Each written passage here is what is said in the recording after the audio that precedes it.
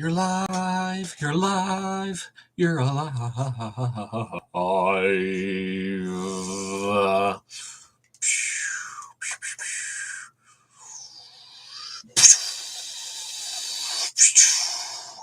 In this video, we're going to be talking about teleportation technology.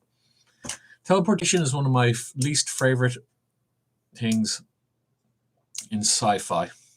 I've invented quite a lot of theories that might make it work, but I don't like teleportation technology for two reasons. One, it gets rid of the whole travel. You know, there's an instant travel.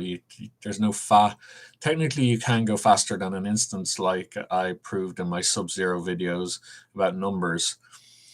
And I was going to write that up as Flash and the fastest race. He was going to race an instant teleporter, but it's already been done. I might still do my take on it when I start uploading my books. So that's one reason I don't like teleportation. The second reason I don't like teleportation, well, there's actually several reasons, is it gets rid of the idea of a wall. Walls are cool. It just completely decimates walls. There's nothing walls can do about teleportation. And the third one is travel distance. Distance is a beautiful thing, and it kind of makes it kind of meaningless. I've kind of worked a lot of my inventions into trying to beat those three concepts out of teleportation. So I'm going to include how to do teleportation in this world, how it might work. Okay, so the first technique is called tunneling.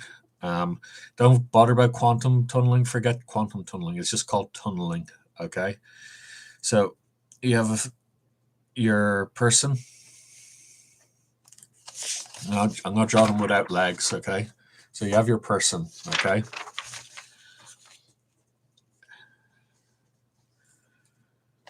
And you have your destination in the big circle. I'll draw this in blue now.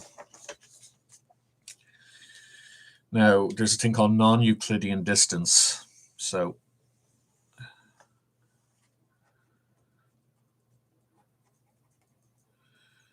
non-Euclidean distance. And normal distance. I can't draw with that. Non-Euclidean distance. So if you imagine the TARDIS is bigger on the inside, imagine a hallway that is smaller in length on the inside, and you'll get non-Euclidean distance. So that's basically how it works. Is if you travel via the red line, you'll go, like say, it'll take you a mile to get there. If you travel via the blue line, it'll only take you 10 feet to get there. So that's what non-Euclidean distance is, and that's the first sort of concept of a teleporter. If you wanted to go instant and infinitely fast, instant is basically infinitely fast, is what instant is. You make that distance zero, so you'd make the blue line zero length, and you would end up there instantly later. Now, how long your personal time it takes you to get there? So inside your personal time, it might take huge amounts of time to get there, or faster, because there's an outside time and an inside time. There's the universe's time and your personal time. So there's a novel by Stephen King where they all had to go to sleep because the further you travel, the much longer your personal time it would to get there. Like it'd take billions of years or millions of years to get there. Or it'd take forever to get there. And the only way to beat forever would be to basically freeze yourself in time to get there, or take forever to get there, or whatever. So you'd freeze yourself in time, but you'd still be moving, and you'd have to freeze yourself in that time. Okay, so that's teleportation idea number one. The next one is what I call chemical teleportation. Is that it's also how portals work. So you have I'll have the green portal as I'll just do green to green, right, for the teleportation. So teleportation would be a 3D portal. So what you have there is you have the green and the green, okay? And we'll put our little man inside it. So our little man is inside the 3D portal. And he, to move to the other one, they would dial what's called a connectule.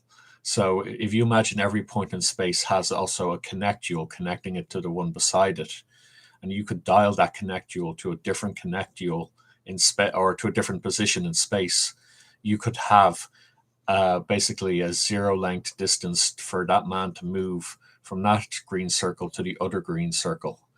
Um, if you take that to the extreme, you could have that, you could dial it so both those positions are the same position and he's in them both simultaneously. So to teleport one, you'd have to move into that, you'd have to move into that position that's in two positions at the same time to move. So you'd be outside the circle. Let's say we'll scribble out the man and we'll put him outside the circle. And to move to, say, this position, I'll put an arrow over it. So you'd be the man on this man here, for him to teleport to here using something that's in two positions at the same time. The minute he moves into that portal, he's also in that portal over here. So he'll be in two positions at the same time. He'll have moved into that by using a 3D portal. So to do the 2D portal, I'll use the blue and red. Was it blue and orange? I can't remember.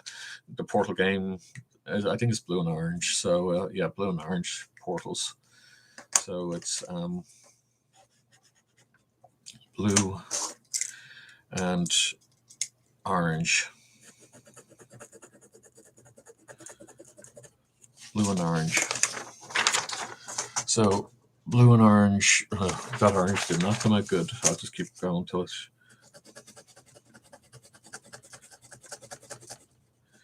Okay, blue and orange. So blue and orange is the same as this concept, the dialing space connectual concept. So it's just two-dimensional, and it creates a two-dimensional thing that lets you be halfway in one spot and halfway in another spot. And that's basically they're 3D portals, they are. And those are 2D portals at the bottom. The third technique, I can't remember what the third technique was. It was hyperspace was the third technique. So you use hyperspace, but hyperspace would be infinitely fast on the inside. So it basically stops time. So you basically, I'll just draw a weird sort of shape for it.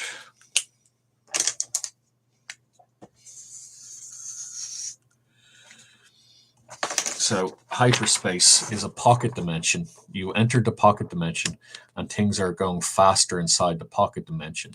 So you can enter the pocket dimension, travel, say, at 1,000,000 miles an hour, and then come out this side here. So that's the kind of, it's not really teleportation, but it's a type of FTL travel. They're all types of FTL travel in a way. That one is my favorite, hyperspace. It's basically pocket dimension travel. You can do lots of cool things with it. Like you can make it so you inside a ship inside it, you won't experience very much time passing, but the ship outside it will experience huge amounts of time passing and things like that. So they're the sort of instantaneous movements, or faster than a 0-second movement. So that's basically how all these work. And that's my theory on like traveling through space and how to get really, really fast through space. There's another one called warp, which is basically that one, except you're making that shorter and you're converting it into that one. So that's all the FT technology and how teleportation would work. I think I'm going to leave this as a short video because it's a short length of travel. So I hope you enjoyed, and keep inventing.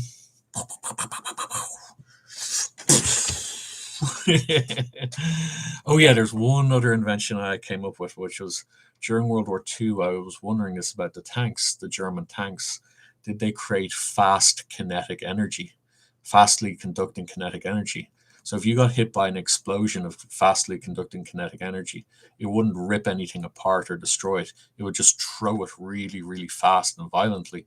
But the thing it would smash into wouldn't be damaged by it at all, because the kinetic energy would conduct into it really, really quickly.